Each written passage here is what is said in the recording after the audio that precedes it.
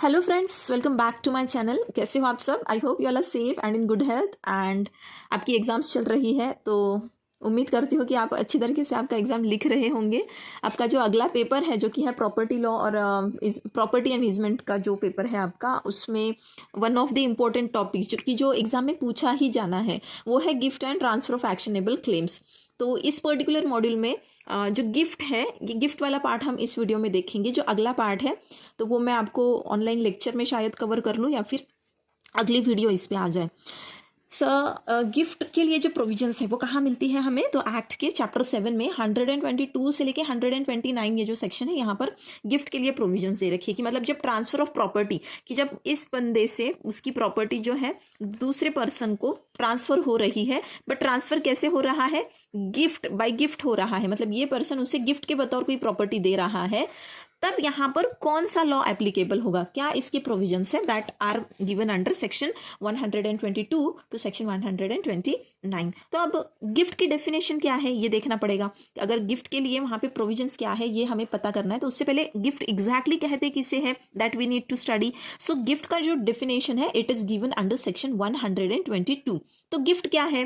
तो गिफ्ट मतलब कि यहाँ पर ट्रांसफर जो है प्रॉपर्टी का वो होता है किस तरीके से? Voluntarily, without consideration. तो सबसे इंपॉर्टेंट एलिमेंट जो यहाँ पर होता है दैट इज कि यहाँ पे कोई कंसिडरेशन नहीं होता। देखो, जब भी कोई ट्रांसफर होता है ना प्रॉपर्टी का भी, जैसे ए पर्सन अगर बी पर्सन को प्रॉपर्टी ट्रांसफर कर रहा है तो या तो मे बी मॉर्गेज होगा, या तो लीज है, या तो सेल है, कुछ इस तरीके का ट्रांजेक्शन होगा, राइट। तो यहाँ पर देखेंगे हम तो कोई ना कोई कंसिडरेशन होता है, मतलब आप उस प्रॉपर्टी के बदले में कुछ ना कुछ अमाउंट वहां लेते हो, है ना। बट गिफ्ट में क्या होता है? गिफ्ट में किसी भी तरह का अमाउंट जो है, मतलब कोई भी वैल्यूएबल चीज जो है वो नहीं ली जाती है, यानी विदाउट कंसिडरेशन होता है, किसी भी तरीके का कंसिडरेशन नहीं होता है। So by one person called the donor to another called the donee and accepted or on behalf of the donee. Accepted by or on behalf of the donee, मतलब यहाँ पर क्या होता है कि जो पर्सन दे रहा है, अभी ये ए पर्सन जो गिफ्ट दे रहा है तो ये कौन बन गया? ये हो गया डोनर। अब जिस पर्सन को ये गिफ्ट दिया गया, जिस पर्सन के फेवर में ये गिफ्ट दिया गया है वो बन जाता है डोनी। ओके एंड अब ये जो गिफ्ट है ये कौन एक्सेप्ट करता है? या तो डोनी खुद एक्सेप्ट कर सकता है, या फिर मान लीजिए अगर ये डोनी जो है ये माइनर है, ओके, मान लीजिए ये 15 साल का कोई बच्चा है तो ये माइनर है, तो इसके ऑन बिहाफ कौन करेगा? तो फॉर एग्जाम्पल अगर इनके माता पिता है, फॉर इंस्टेंस इनकी जो मदर है, तो ये मदर जो है इसके बिहाफ पे वो गिफ्ट को एक्सेप्ट करेगी। तो मतलब गिफ्ट या तो खुद जो डोनी है वो एक्सेप्ट कर सकता है, या डोनी के ऑन बिहाफ कोई और भी पर्सन जो ऑथोराइज्ड है वो कर सकता है। अब ये जो एक्सेप्टेंस होता है, देखो गिफ्ट कोई ये पर्सन गिफ्ट देना चाह रहा है, मतलब if donor is willing to gift certain property to this person, इसकी भी तो वहां पे राजी खुशी होनी चाहिए ना, मतलब this person also should be interested in accepting that particular gift. तो यहाँ पे जो एक्सेप्टेंस है ये कब होना चाहिए? कि एक पर्सन जो है दूसरे पर्सन को, अगर उसकी इच्छा जो है, मतलब उसकी जो विलिंगनेस है वो दर्शा रहा है दूसरे पर्सन को कि I am interested to gift you so and so property of mine, so this person should also communicate. इसने भी एक्सेप्टेंस जो है इसका कम्युनिकेट करना है, दिखाना है कि okay I am also interested in taking that certain property as a gift. तो ये एक्सेप्टेंस कब करना चाहिए? So during the lifetime of the donor, मतलब ये जो डोनर है जब तक ये डोनर जिंदा है उसके जिंदा रहते हुए ही आपने एक्सेप्टेंस करना है। मान लीजिए इस पर्सन ने इसका विलिंगनेस दिखाया कि okay I want to gift you this particular property.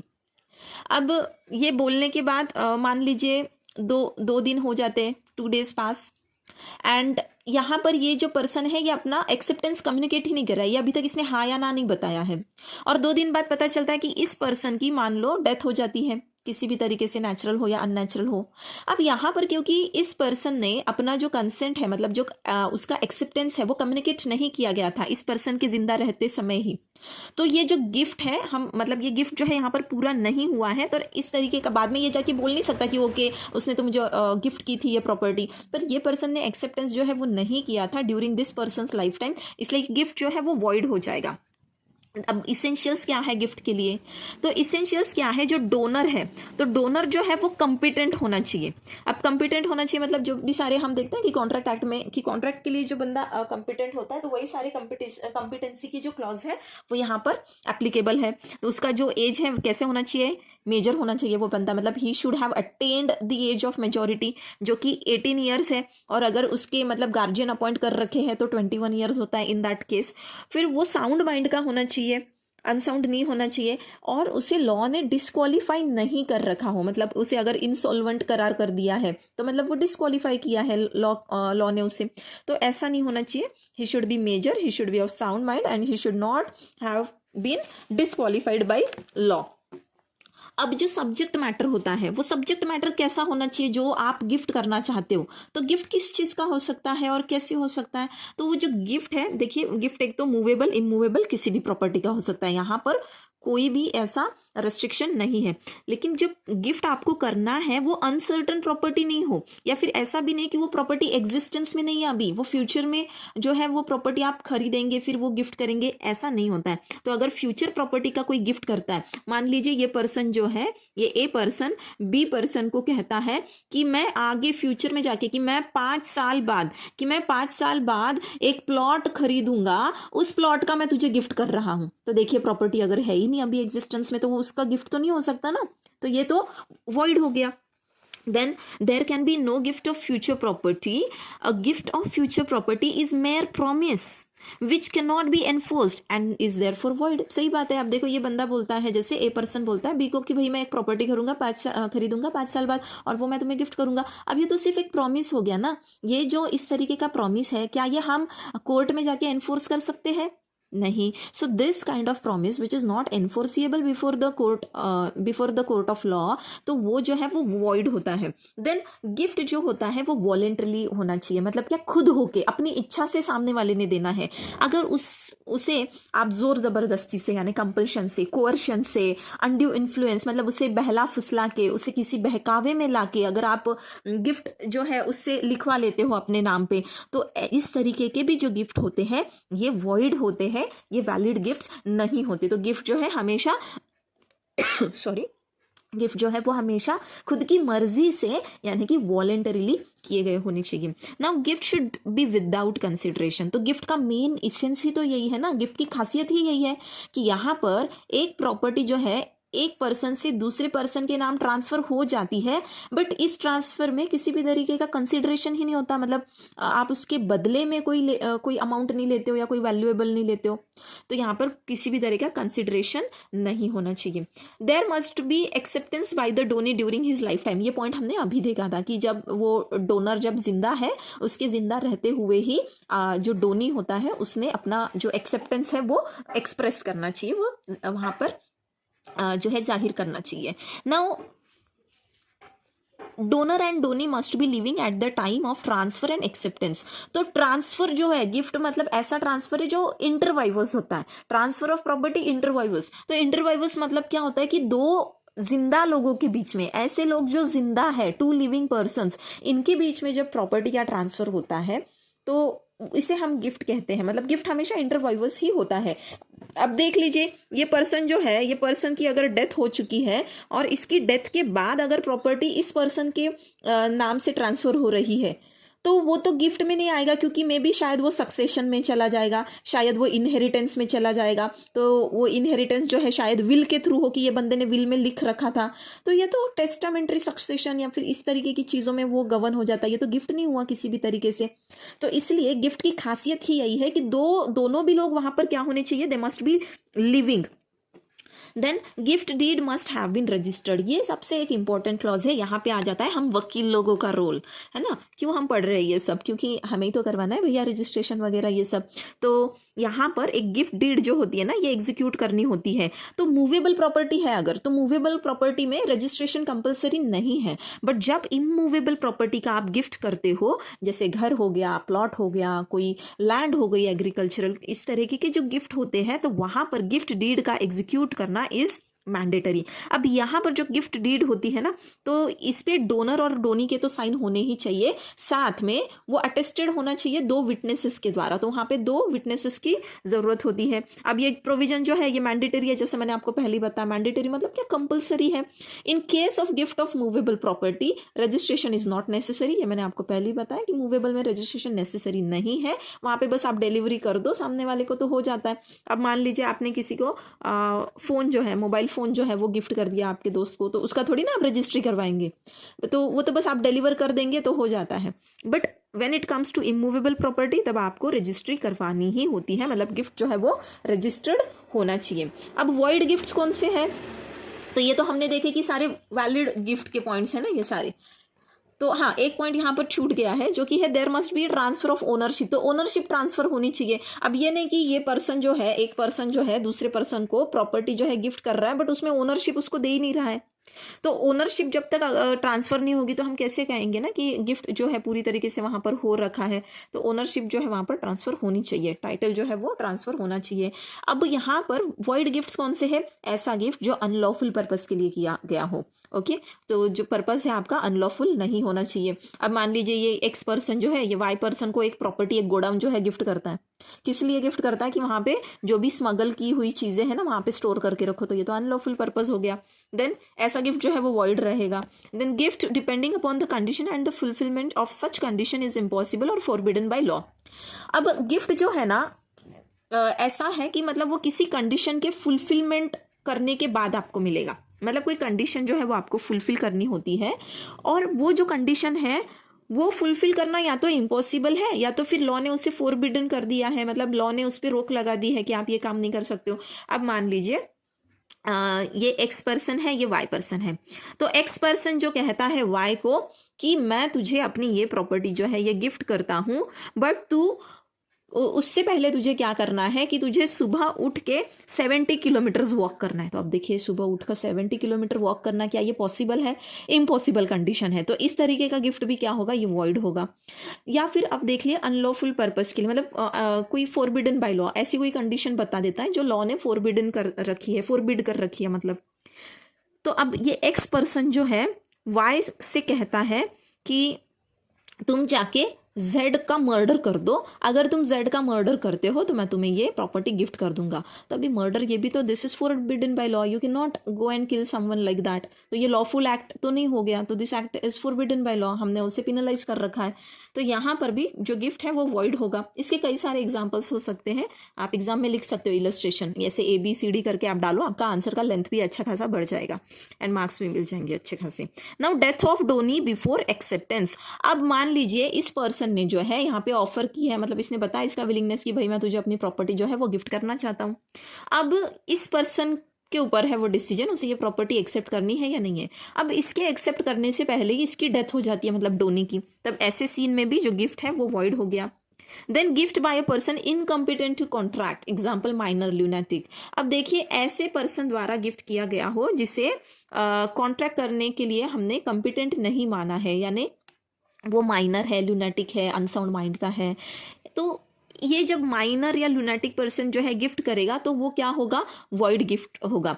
तो मेजर होना चाहिए वहां पे, मेजर पर्सन। देखो गिफ्ट जो है माइनर को दिया जा सकता है लेकिन गिफ्ट एक माइनर नहीं दे सकता। जाहिर सी बात है ना, माइनर में उतनी समझ नहीं है अभी किससे क्या देना है क्या नहीं देना है। आप एक अगर 14-15 साल के बच्चे से अगर उसकी प्रॉपर्टी जो है उसे बहला फुसला के लिखवा लेंगे, अपने नाम करवा लेंगे, तो ये तो कहीं ना कहीं उसका एक्सप्लॉयटेशन हो जाता है। तो इसलिए माइनर लूनेटिक ये जो लोग हैं ये गिफ्ट नहीं कर सकते हैं, इनके द्वारा दिए गए गिफ्ट जो होते हैं वो वॉइड होते हैं। अब mode of creating gift to make it effective, ये दे रखा है सेक्शन 100 एंड 123 में। तो यहाँ पे अगर आप किसी इमूवेबल प्रॉपर्टी का गिफ्ट करना चाहते हो तो क्या है, हमने पहले स्टडी किया कि यहाँ पे एक रजिस्ट्रेशन जो है आपको करना पड़ेगा। It should be effected by a registered instrument, जहाँ पे कितने लोगों का साइन होना चाहिए, 2 विटनेसेस जो है उन्होंने अटेस्टेड उससे करवाना है और जो डोनर डोनी है उनका साइन होना चाहिए। अगर डोनी के ऑन बिहाफ कोई और है तो उनका साइन होना चाहिए।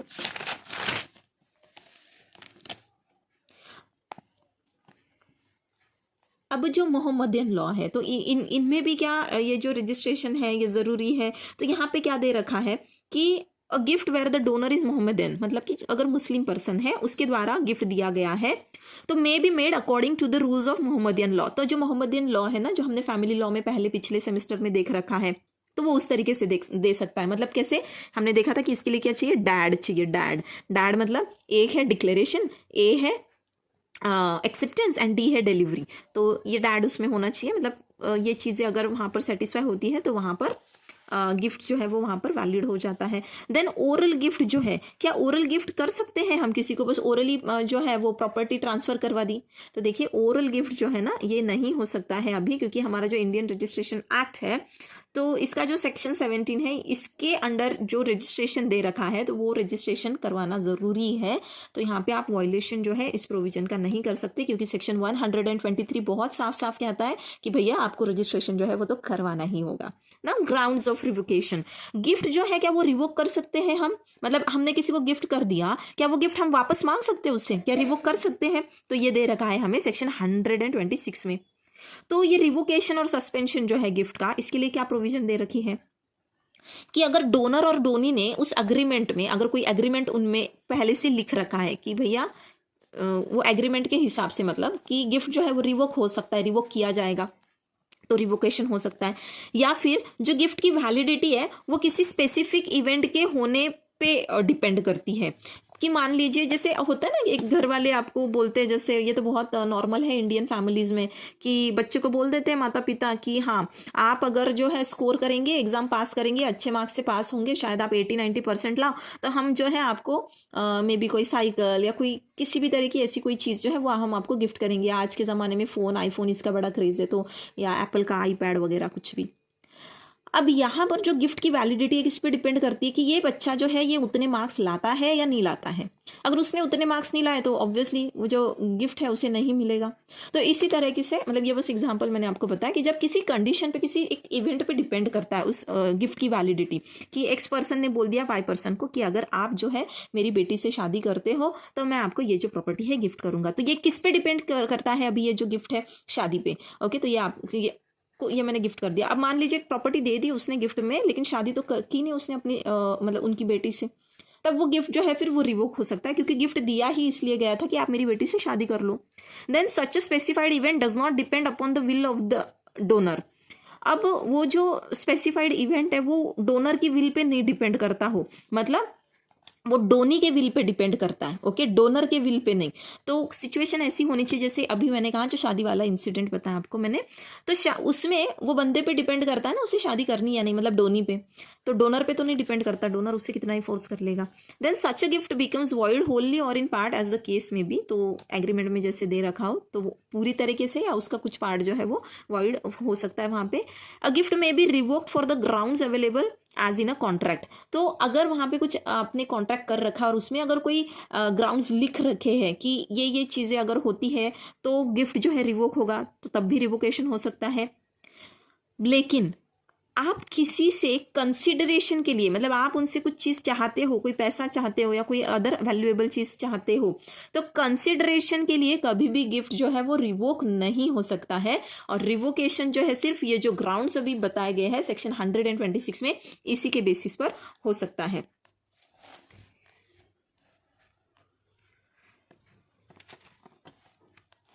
ओके, तो यहां पर एक केस है, क्या केस है? फुलचंद वर्सेस लखू 1903 का केस है, इलाहाबाद हाई कोर्ट का। तो कोर्ट ने यहाँ पर क्या कहा कि जब अनड्यू इन्फ्लुएंस और प्रेशर के अंडर आके डोनर ने गिफ्ट दे रखा है कोई, तो वो गिफ्ट जो है वो वॉलेंटरली नहीं हुआ है और इसलिए वो गिफ्ट कैसा होगा? वॉइड होगा। ये फुलचंद वर्सेस लखू की केस में कहा गया है। और एक केस जो है RN दवर वर्सेस गंगा सरन धमा है डोंट नो। तो a gift of immovable property must be in writing signed by the donor and donee and attested by at least 2 witnesses under section 123 of Transfer of Property Act. तो यहाँ पे इस case में Delhi high court है that mayor delivery of position without return instrument can not confer any right. तो यहाँ पे सिर्फ क्या किया था उन्होंने, जो प्रॉपर्टी है उसका पोजीशन डिलीवर कर दिया था, बट कोई रिटर्न इंस्ट्रूमेंट नहीं एग्जीक्यूट किया था। तो यहाँ पे रजिस्ट्रेशन बहुत जरूरी है, इस केस में इन्होंने कहा था। एक और ना केस था, उसका नाम नहीं याद है, बस मैं आपको उसके फैक्ट्स बता देती हूँ, शायद आपको एग्जाम में लिखने के काम आ जाएगा। तो एक केस था जहाँ पर एक लेडी है ना, वो अपनी एक पूरी जो प्रॉपर्टी है वो किसी बाबा के आश्रम के लिए मतलब पूरी डोनेट कर देती है वो। ओके, पूरी जो प्रॉपर्टी उसकी एक्चुअली गिफ्ट कर देती है उस आश्रम को। वो जो मतलब स्पिरिचुअल कोई बाबा थे ऐसे। अब बाद में साल भर के बाद 1 साल हो जाता है और उस लेडी को इस बाबा के असली रंग समझ में आते हैं कि ये तो एक्चुअल में स्पिरिचुअल नहीं है, ये तो एक्सप्लॉयटेशन कर रहा है यहाँ पर। और फिर जाके वो बोलती कि देखो भैया, मैंने जो जितनी भी प्रॉपर्टी आपको दे रखी है, आई वॉन्ट दैट बैक। फिर से मुझे वो चाहिए। तब कोर्ट में मैटर गया और कोर्ट ने बताया जब ये लेडी ने प्रॉपर्टी गिफ्ट की थी इनके आश्रम के लिए, तब वो अनड्यू इन्फ्लुएंस के अंदर की थी। मतलब आपके ऊपर किसी का गलत प्रभाव हो, किसी के गलत प्रभाव में आके आपने कोई एक्ट किया और बाद में जब चीज़ें क्लियर हो जाती है, आप उस प्रभाव से हट जाते हो, आपको क्लैरिटी आ जाती है कि अरे ये बंदा तो वैसा है ही नहीं जैसा मैं उसे समझ रहा था, तब वहां पर आप प्रॉपर्टी जो है वापस ले सकते हो। तो यहाँ पर कोर्ट ने भी उनकी प्रॉपर्टी जो है इन्हें रिटर्न की थी। केस का नाम नहीं मुझे याद आ रहा है, बट एक केस था ऐसा। तो ठीक है, अगले वीडियो में या फिर लेक्चर में हम आगे का पार्ट देखेंगे।